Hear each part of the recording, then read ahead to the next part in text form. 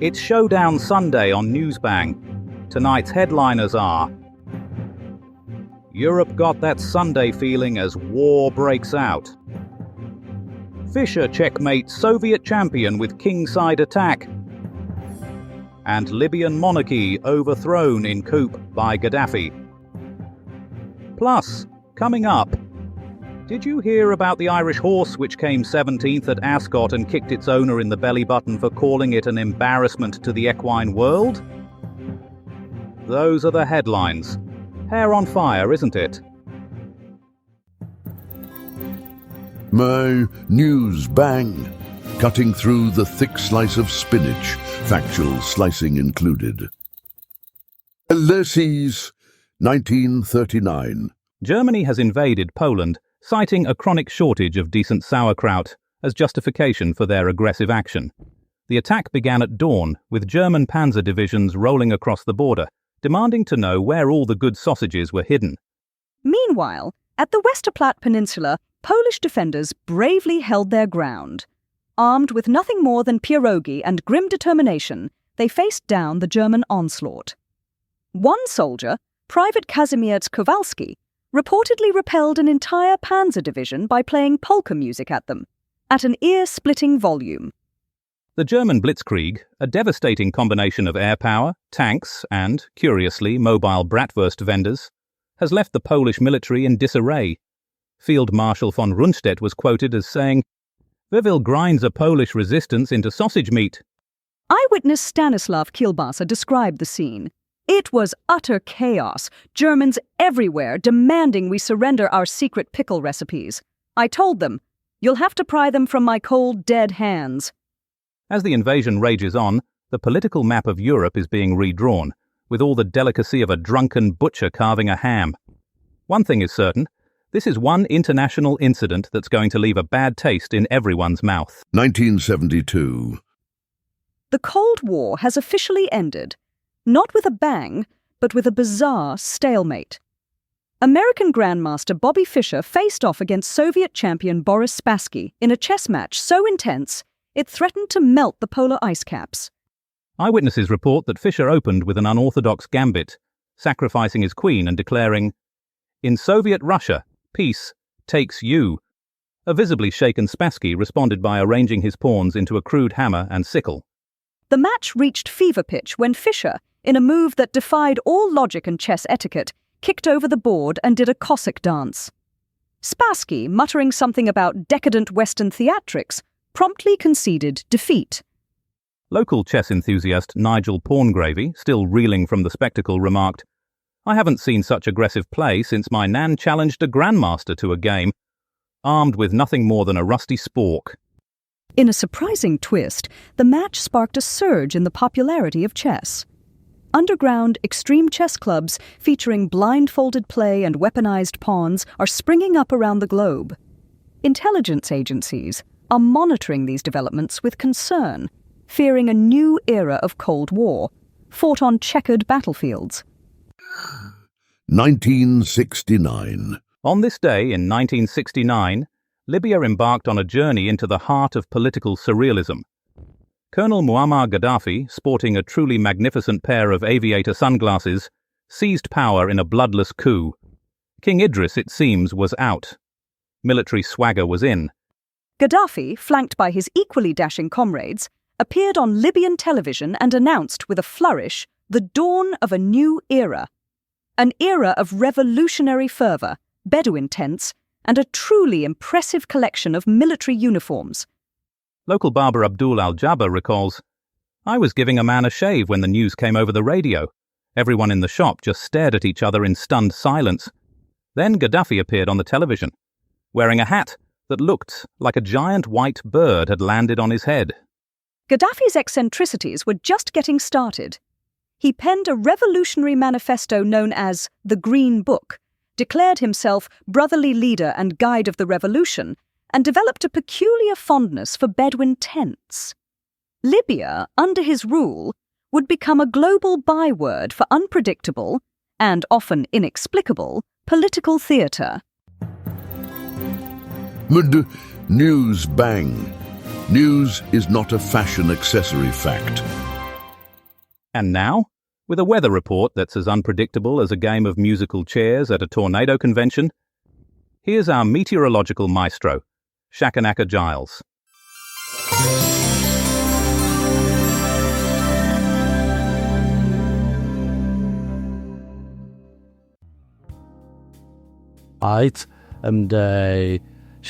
Alright, let's get to it. Down south, it'll be a bit of a mixed bag. The sort of weather that makes you wish you'd packed both your sunglasses and your wellies. Imagine a moody teenager, all hormones and attitude. That's what we're dealing with here.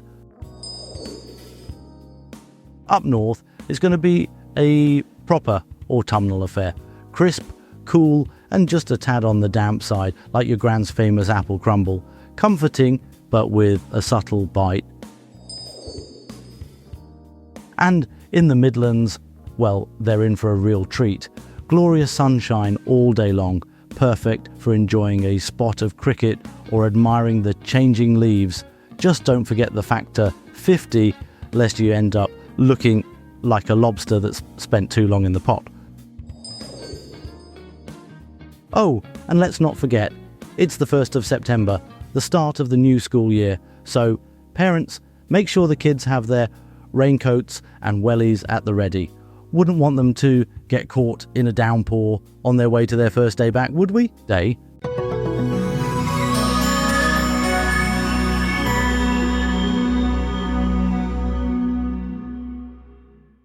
Ulysses, 1939.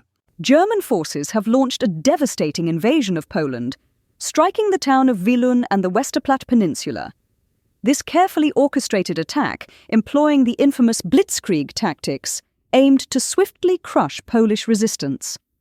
Despite valiant efforts by Polish defenders, particularly at Westerplatte, the onslaught proved overwhelming. The invasion's repercussions reverberated across Europe, redrawing political boundaries and igniting the flames of World War II.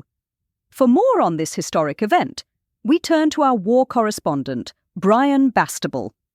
Brian. Thank you, Pamela.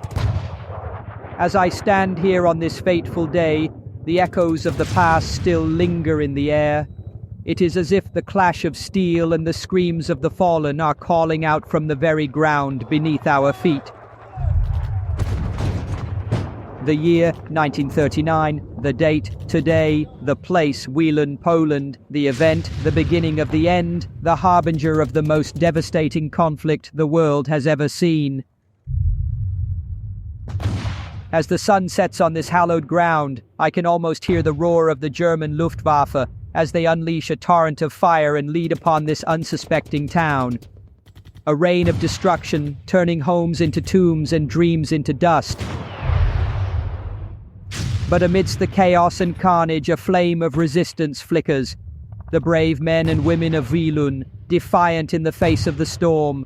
A human hurricane that seeks to extinguish their spirit and trample their hope. But as the enemy advances, the citizens of Wielun take up arms. Old men and young boys, mothers and daughters. Together they stand against the tide of darkness. A tide that threatens to engulf the entire world.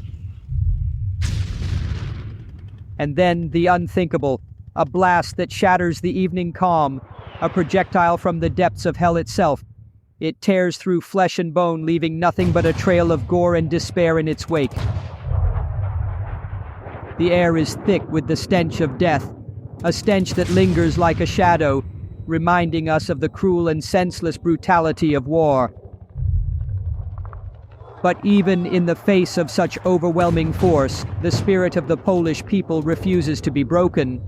They fight on for their families, their homes, and their country.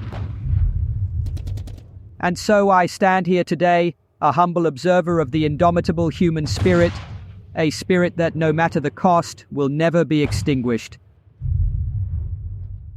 For this I bear witness, for this I report, for this I live.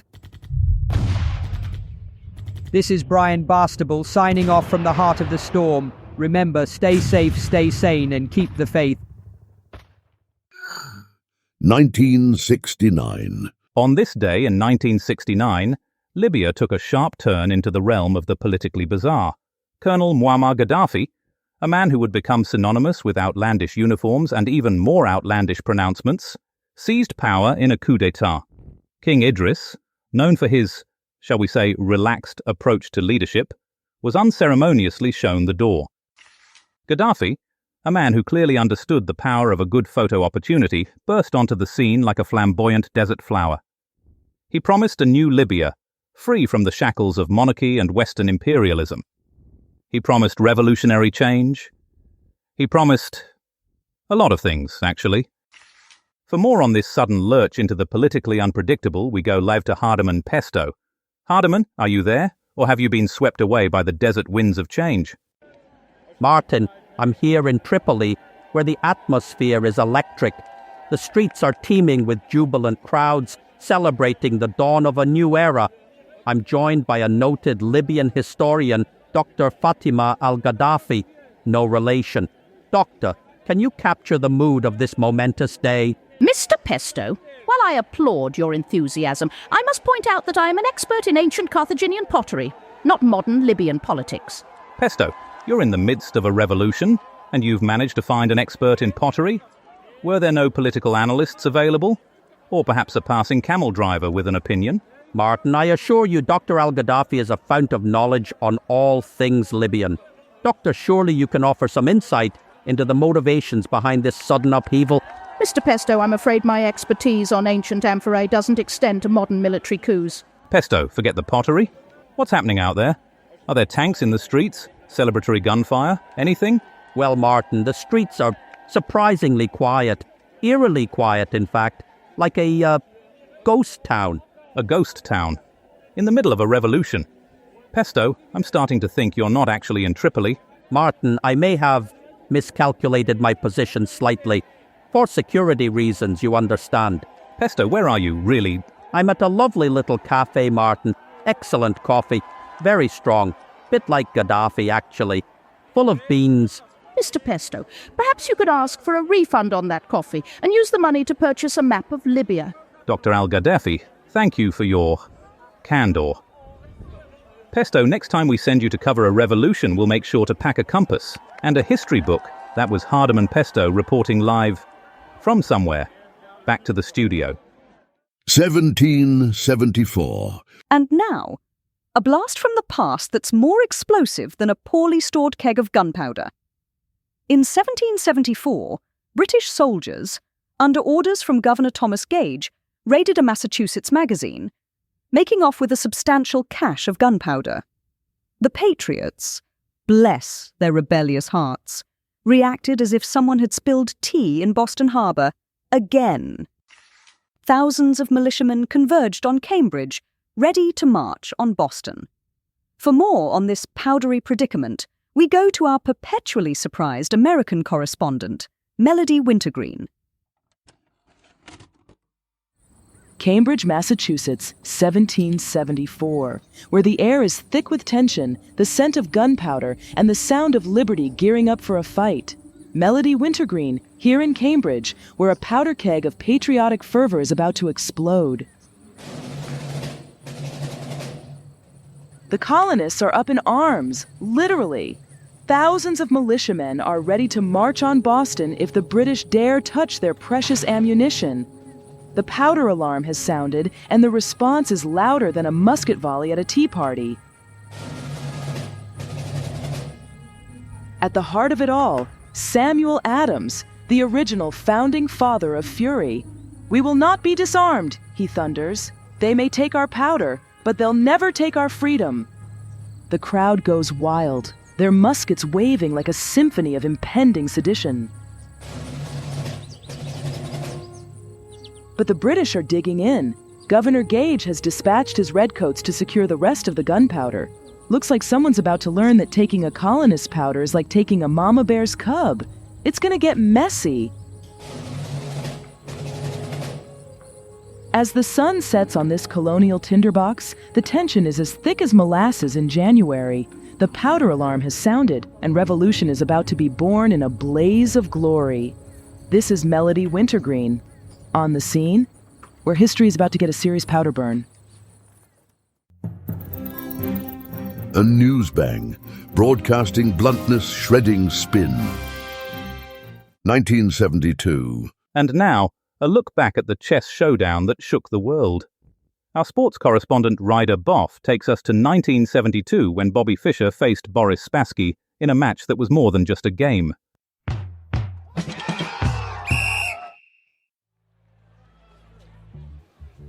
(1972) Reykjavik, Iceland. The Cold War's gone frigid, Martin, as Bobby, the Brooklyn bruiser, Fischer takes on Boris, the Siberian strategist Spassky. The tension, thicker than a jar of Icelandic yogurt left out in the sun. And the stakes, higher than a rook on stilts. Fischer's staring at the board, Martin. He's got that 1,000-yard stare, like he's looking straight through Spassky and into the soul of Soviet chess. Spassky, meanwhile, is calmly sipping his water. Or maybe it's vodka. I wouldn't put it past these Russians. This wasn't just chess, Martin. This was an ideological slugfest. A battle of minds disguised as a board game. Fischer, a man who made diva demands look like polite requests, insisted on specific chair heights, special lighting, and a room that smelled like... Well, I can't recall, but I'm sure it involved a lot of pine needles and possibly a hint of cheeseburger. Spassky? He just wanted a quiet room and a bottle of something strong enough to anesthetize a bear.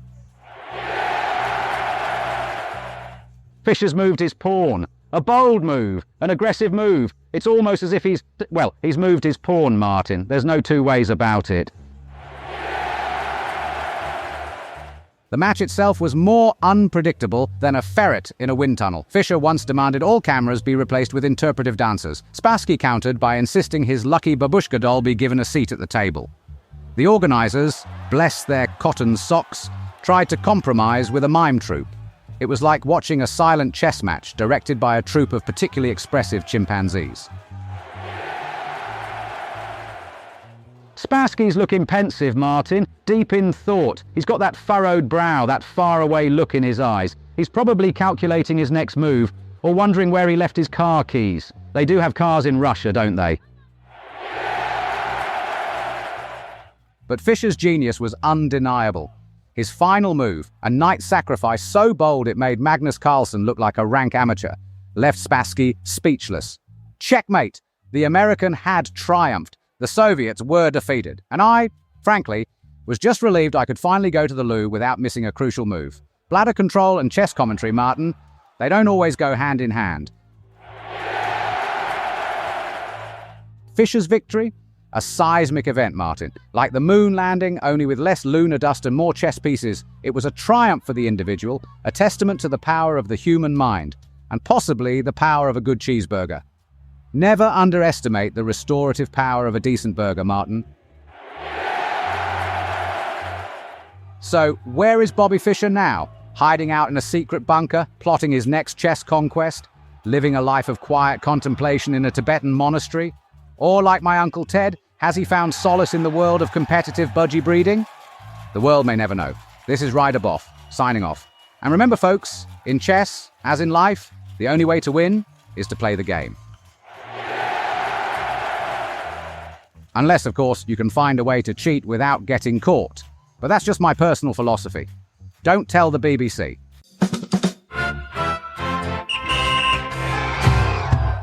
And now, for a traffic report wetter than a haddock's handbag, it's Polly Beep. Polly, what's making waves on the travel front tonight? Ahoy there, travel bugs. Polly Beep here, navigating you through this soggy Sunday's travel chaos. Hold on to your anchors, it's a wild one. First up, a deep-sea drama off the coast of Ireland where the Pisces III submersible is stuck on the seabed like a limpet on a rock. Looks like those poor fellas are in for a long wait.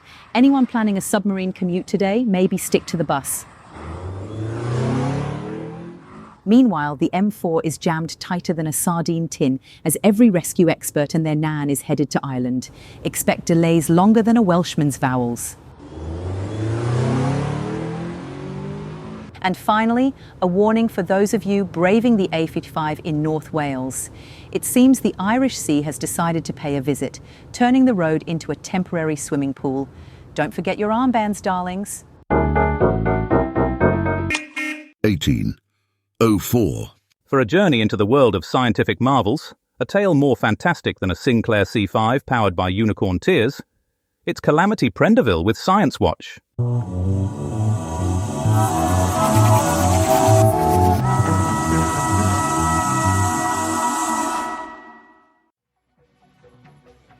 Hello viewers, and welcome to Science Watch. Today we're celebrating the discovery of Juno, a giant space rock found by a German chap with a very British name, Carl Ludwig Harding. Picture the scene. 1804, a chilly night in Lilienthal, Germany. Our Carl is gazing at the stars through his homemade telescope, a marvel of engineering cobbled together from old jam jars and a bit of string. But wait, there's a problem. A pesky smudge is obscuring Carl's view of the cosmos. Fear not. Carl reaches for a bottle of HP sauce. That's right. The brown sauce, beloved by chip lovers everywhere, is the secret ingredient in Carl's astronomical breakthrough. The sauce clears the lens, and eureka, Juno is revealed in all its glory. Now, rumour has it that Juno is made entirely of Yorkshire pudding. Scientists even say they can smell roast beef wafting through space. And who knows, maybe one day we'll all be holidaying on a giant asteroid made of batter. This is Calamity Prendeville, signing off from Science Watch. Remember, viewers, the future is out there, and it might just taste like Sunday lunch.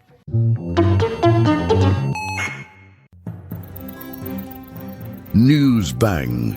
Reality bites the hand that feeds the spin machine. Ooh, 1902. The world of cinema was forever changed today as the first science fiction film, A Trip to the Moon, premiered in France. Director Georges Méliès astounded audiences with his groundbreaking special effects, bringing Jules Verne's lunar fantasies to life on the silver screen. This cinematic milestone not only captured the imagination of viewers, but also reflected the scientific optimism of the era. For more on this revolutionary celluloid voyage, we turn to our culture correspondent, Smithsonian Moss. Now, at this point of the evening, we welcome listeners on FM who've just joined us.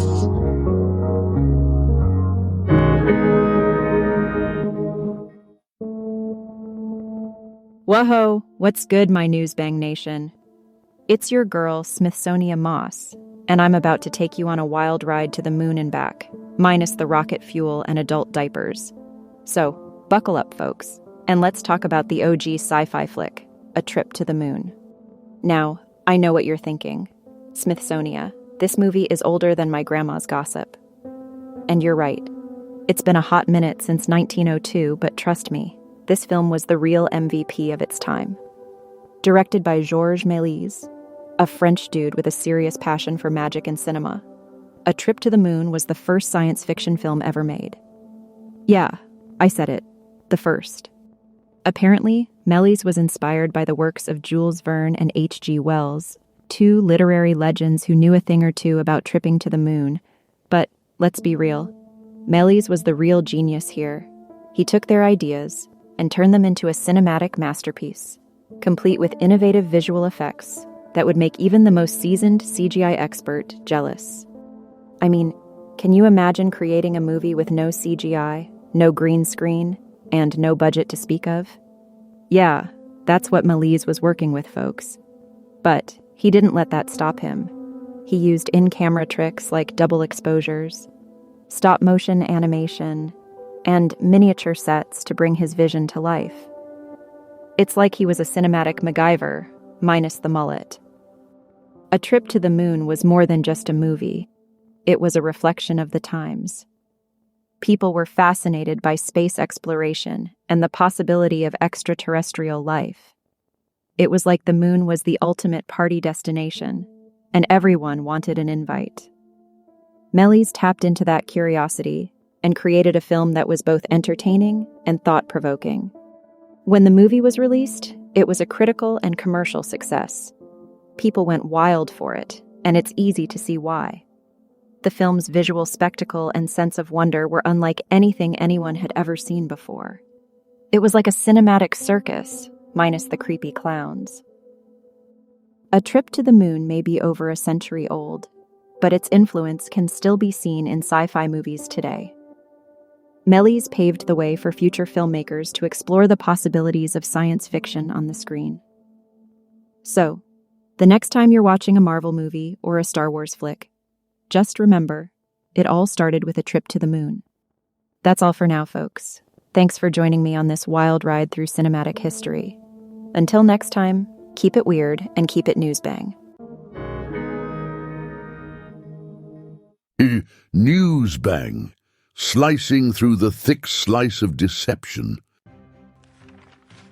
Just time for the final roundup of tomorrow's papers.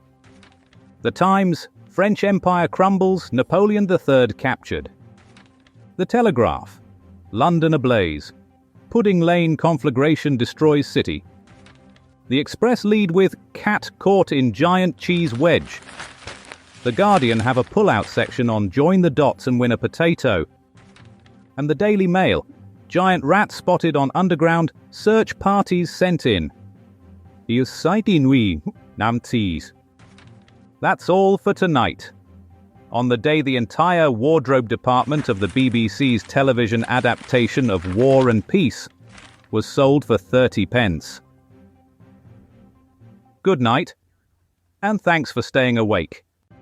Tune in next time for more artificially intelligent hilarity. Newsbang is a comedy show, written and recorded by AI. All voices impersonated. Nothing here is real. Good night.